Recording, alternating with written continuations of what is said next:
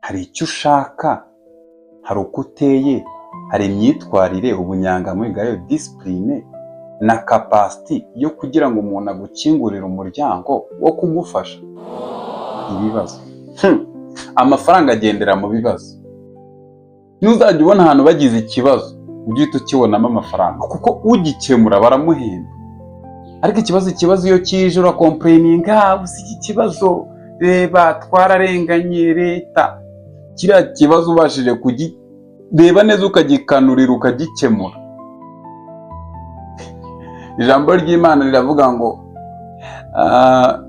imirimo y'amaboko yawe niyo izagutunga, uzatungwa n'imirimo y'amaboko yawe.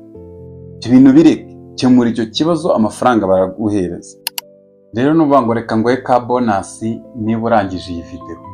Ni ukuvuga ngo niba ushaka ko abantu bageze ku bintu, abantu bicaye mu nzozi zawe bari ahantu ushaka kugera, bakwizera bakagufungurira umuryango, witangira ushaka urufunguzo rw'uwo muryango, ahubwo tangira wubaka umuntu muri wowe bakingurira umuryango ukinjira.